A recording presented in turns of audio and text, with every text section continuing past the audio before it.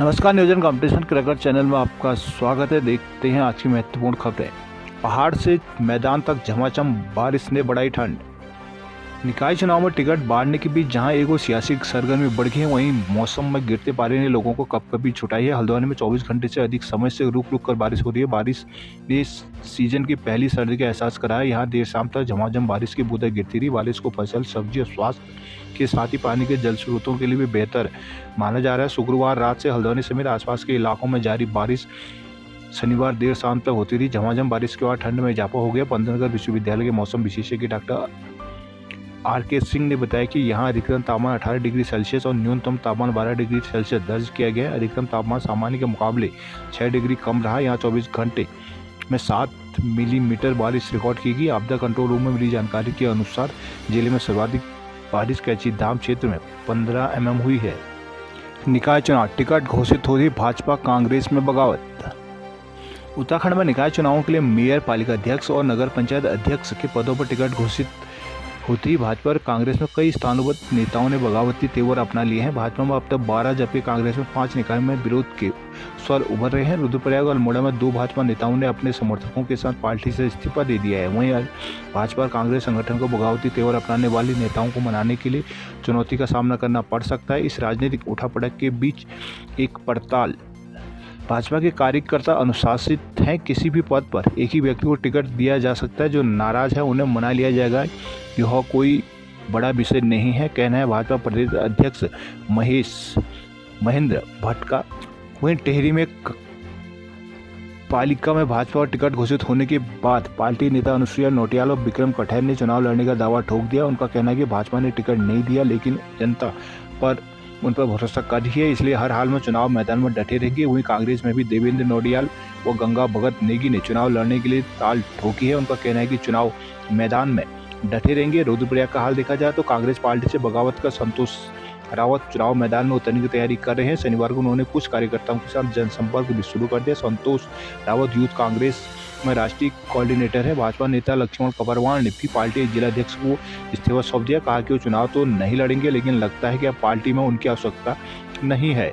वहीं अल्मोड़ा में देखा जाए तो अल्मोड़ा में भाजपा नेता भैरव गोस्वामी ने टिकट न मिलने पर समर्थकों के साथ कांग्रेस में शामिल हो गए। उन्होंने पार्टी पर अनदेखी का आरोप लगाया है। वहीं रानीखेत नगर पालिका और चकोटिया नगर पंचायत में भाजपा में बगावत के आसार है। रानीखेत में भाजपा नेता नवल पांडे ने बगावती रुख अपना लिए हैं। उन्होंने कहा, मैं चुनाव अवश्य लड़ूंगा। चौखुटिया में भाजपा मंडल अध्यक्ष अनीता गोस्वामी पहले ही नामांकन पत्र खरीद चुके हैं। कहा कि मैं निर्दलीय प्रत्याशी के रूप में नगर पंचायत का चुनाव लड़ूंगी। उत्तरकाशी गढ़वाल में देखा जाए तो उत्तरकाशी नगर पालिका परिषद बड़ा हाट से टिकट न मिलने पर भाजपा नेता व पूर्व नगर पालिका अध्यक्ष भूपेंद्र चौहान ने निर्दलीय चुनाव लड़ने की तैयारी कर ली है। चौहान वर्ष 2008 से 13 तक नगर पालिका के अध्यक्ष रहे हैं और 2019 के लोकसभा चुनाव में भाजपा में शामिल हुए थे। बड़कोट में भारतीय जनता युवा मोर्चा के पूर्व महामंत्री अजय रावत ने भी निर्दलीय चुनाव लड़ने का ऐलान किया है। बड़कोट में भाजपा के राजाराम जगोड़ी ने निर्दलीय उम्मीदवार का नामांकन कराया है। नई दिल्ली, मनमोहन सिंह पंच तत्वों में हुए विलीन। आर्थिक सुधारों के जनक, राजनीति में सादगी और सौम्यता के प्रतीक पूर्व प्रधानमंत्री मनमोहन सिंह शनिवार को पंच तत्वों में विलीन हो गए। राजकीय सम्मान के साथ उनका अंतिम संस्कार किया गया। दिल्ली के निगम बोध घाट पर धार्मिक मंत्रोच्चार के बीच उनकी सबसे बड़ी बेटी उपिंदर सिंह ने चिता को मुखाग्नि दी है। मनमोहन सिंह के पार्थिव शरीर को सुबह 9:30 बजे उनके आवास से कांग्रेस मुख्यालय लाया गया था। वहां पर बड़ी संख्या में सभी दलों के नेताओं, कार्यकर्ताओं और आम लोगों ने उनके अंतिम दर्शन किए, जिसके बाद पूर्व प्रधानमंत्री के पार्थिव शरीर को सेना की तोपगाड़ी पर निगम बोध घाट लाया गया। यहाँ तीनों सेनाओं ने उन्हें सलामी दी। इसके बाद राजकीय सम्मान के साथ धार्मिक रस्में पूरी की गई। इस दौरान मनमोहन सिंह की पत्नी गुरुशरण कौर, बेटियां उपिंदर सिंह, दमन सिंह और अमृत सिंह से प्रधानमंत्री नरेंद्र मोदी ने मुलाकात की। कांग्रेस कार्यालय में जब मनमोहन सिंह का पार्थिव शरीर अंतिम दर्शन के लिए रखा गया था, उस समय जनसैलाब उमड़ पड़ा। इस दौरान लोग भावुक हो गए थे। सबकी अपनी अपनी यादें थी। हर कोई पूर्व प्रधानमंत्री की विनम्रता, सादगी और राष्ट्र के प्रति उनके अतुलनीय योगदान को याद कर रहा था। देहरादून, रेस्टोरेंट और होटल 1 हफ्ते तक 24 घंटे खुले रहेंगे।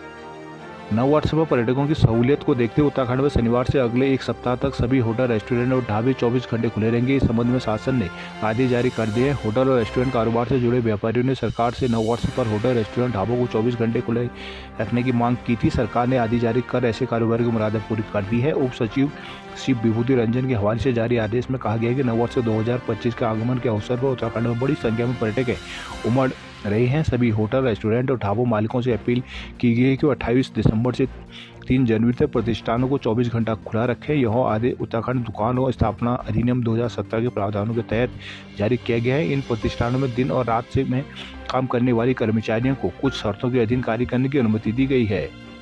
देहरादून सीएम धामी से मिले जर्मनी के सांसद सदस्य राहुल काम्बोज। मुख्यमंत्री पुष्कर सिंह धामी से शनिवार को मुख्यमंत्री आवास में फ्रैंकफर्ट जर्मनी के संसद सदस्य राहुल कुमार काम्बोज ने मुलाकात की। इस अवसर पर हरिद्वार सांसद एवं पूर्व मुख्यमंत्री त्रिवेंद्र रावत भी मौजूद थे। मुख्यमंत्री धामी और फ्रैंकफर्ट के सदस्य के बीच दौरान राज्य के युवाओं को कौशल विकास और रोजगार के से जोड़ने को लेकर विस्तृत बातचीत हुई है। मुख्यमंत्री धामी ने प्रधानमंत्री नरेंद्र मोदी के मार्गदर्शन में राज्य सरकार के कौशल विकास पर विशेष जोर दिया है। मुख्यमंत्री कौशल उन्नयन एवं वैश्विक रोजगार योजना के तहत प्रदेश के युवाओं को जापान में रोजगार के अवसर मिल रहे हैं। मुख्यमंत्री ने कहा कि जर्मनी में स्किल्ड लेबर फोर्स की मांग को देखते हुए प्रदेश सरकार युवाओं को आधुनिक और वैश्विक मानकों के अनुरूप प्रशिक्षण के प्रयास कर रही है। इस अवसर पर फ्रैंकफर्ट सांसद सलाहकार सौरभ भगत, मुख्य सचिव राधा रतूड़ी, प्रमुख सचिव आर के सुधांशु, सचिव विनय शंकर पांडे आदि मौजूद रहे। क्वारब में पहाड़ी का कटान शुरू, अल्मोड़ा हाईवे हुआ बंद। भवाली अल्मोड़ा नेशनल हाईवे पर क्वारब पुल के समीप खतरा बनी पहाड़ी के कटान का कार्य शुरू हो गया। वरिष्ठ भूवैज्ञानिक आर सी उपाध्याय ने पहाड़ी का निरीक्षण किया। हालांकि पहाड़ी काटकर सड़क बनाने का काम बारिश के चलते दिन भर प्रभावित ही रहा है। नेशनल हाईवे के क्वारब पुल के पास अति संवेदनशील पहाड़ी से गिर रहे मलबे ने यातायात बाधित हुआ है। 2 दिन पूर्व पहाड़ी से बड़ी मात्रा में भूस्खलन के बाद भार और बड़े वाहन की आवाजाही प्रतिबंधित कर दी गई थी। बीते शुक्रवार को पुल के पास सड़क धंसने के बाद एहतियात के तौर पर सभी प्रकार के वाहनों के संचालन पर प्रतिबंध लगा दिया गया था। उधर शनिवार को भी यातायात पूरी तरह बाधित है। नेशनल हाईवे के अधिकारियों ने जेसीबी की मदद से पहाड़ी को काटकर सड़क बनाने का कार्य शुरू किया, लेकिन आधे घंटे की बारिश की वजह से काम रोकना पड़ा। इस दौरान वरिष्ठ भूवैज्ञानिक आर सी उपाध्याय ने मौके पर पहुंचकर पहाड़ी का निरीक्षण किया। उन्होंने कहा कि पहाड़ी के कटाव के पूरे मलबे को हटाने के बाद ही पहाड़ी को ठीक किया जा सकता है, जिसके लिए मशीनों से पहाड़ी के ऊपर से फंसे मलबे को हटाया जा रहा है। 38वें राष्ट्रीय खेल 24 को हल्द्वानी पहुंचेगी पहली टीम।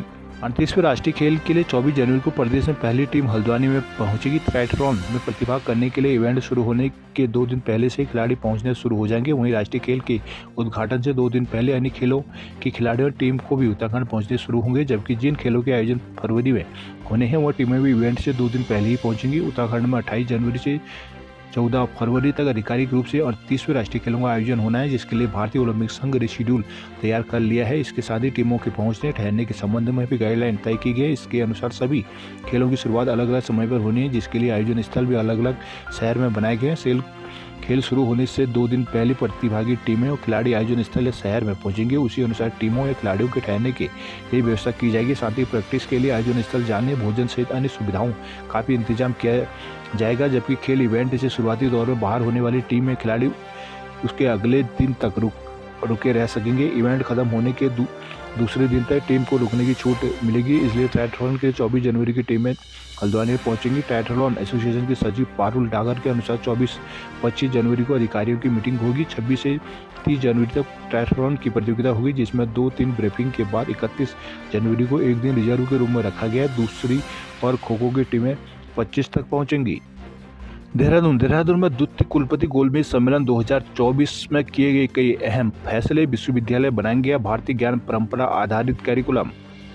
प्रदेश के राजकीय विश्वविद्यालय में उच्च समुद्र महाविद्यालय में NEP 2020 के तहत भारतीय ज्ञान परंपरा पर आधारित कैरिकुलम लागू करना होगा, जिसके लिए विश्वविद्यालयों को समितियों का गठन कर पाठ्यक्रम तैयार करना होगा। राज्य के विश्वविद्यालयों पर समय पर परीक्षा परिणाम घोषित हो, इसके लिए परीक्षा मूल्यांकन प्रक्रिया को डिजिटलाइज किया जाएगा। उच्च शिक्षा मंत्री डॉक्टर धन सिंह रावत की अध्यक्षता में शनिवार को दून विश्वविद्यालय परिषद में द्वितीय कुलपति गोल सम्मेलन 2024 का आयोजन किया गया है। उच्च शिक्षा विभाग की ओर से आयोजित इस सम्मेलन में NEP 2020 के तहत भारतीय ज्ञान परंपरा पर आधारित पाठ्यक्रम तैयार किए जाने पर सहमति बनी है, जिसे राज्य विश्वविद्यालय और उनसे संबद्ध महाविद्यालयों में लागू किया जाएगा। इसके लिए विश्वविद्यालय अपने स्तर से पाठ्यक्रम समितियों का गठन कर अलग अलग विषयों का कैरिकुलम तैयार करेंगे। उत्तराखंड लोक सेवा आयोग PCS 2024 की मुख्य परीक्षा को मांगे आवेदन।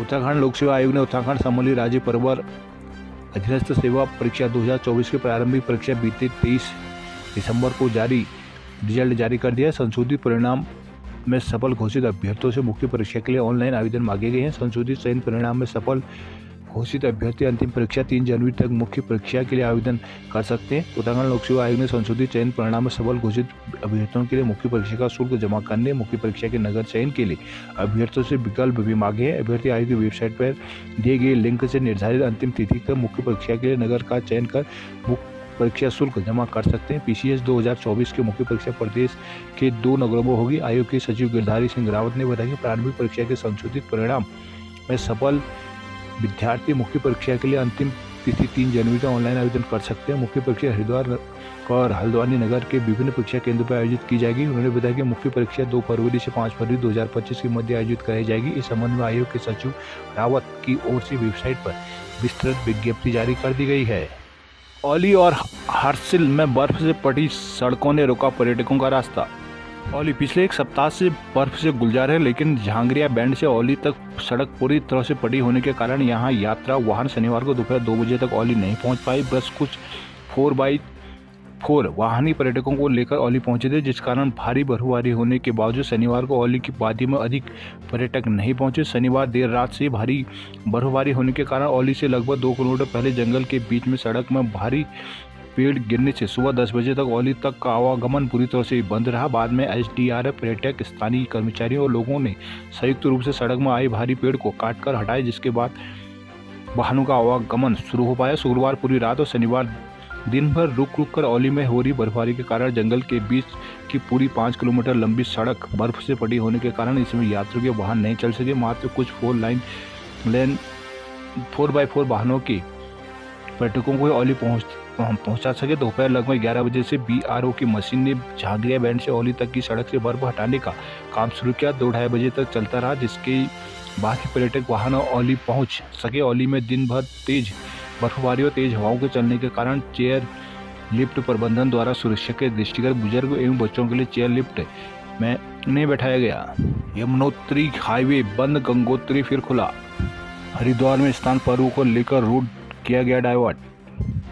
पुलिस ने सोमवती अमावस्या स्नान पर्व को लेकर यातायात डाइवर्जन प्लान लागू कर दिया है। रविवार को रात 12 बजे से स्नान समाप्त होने तक प्लान लागू रहेगा। चंडी चौक से वाल्मीकि चौक, शिवमूर्ति चौक तक और शिवमूर्ति चौक से हरकी पैड़ी तक, भीमगौड़ा बैरियर से हरकी पैड़ी तक 0 जोन घोषित किया गया है। एसएसपी परमेंद्र सिंह डोभाल ने प्लान लागू कर अधीनस्थों को सख्ती से पालन करने के निर्देश दिए हैं। नगर पुलिस अधीक्षक पंकज गहलोला ने बताया कि दिल्ली से वाहन मेरठ, मुजफ्फरनगर, नारसन, मैंगलोर, कोर कॉलेज, गुरुकुल कांगड़ी, शंकराचार्य चौक से लेकर अलकनंदा, दीनदयाल पंत द्वीप, चमकारदड़ टापू में पार्क होंगे। अत्याधिक दबाव पड़ने पर नारसन, मैंगलोर, नंगला, इमरती अंडरपास, लंडौरा, लक्सर, एसम, तिराहा, श्रीयंत्र पुलिया से बैरागी कैंप पार्किंग में भेजे जाएंगे। पंजाब और हरियाणा से आने वाले सहारनपुर, मंडावर, भगवानपुर, सोलियर, बिजौली चौक, NH 344 होते हुए Nangla, Imrati, core college, Bahadrabad bypass, Harilok, तिराहा, गुरुकुल कांग्रेस से होकर अलकनंदा, दीनदयाल पंतनगर, चमकादड़ चापू में जाएंगे। वहीं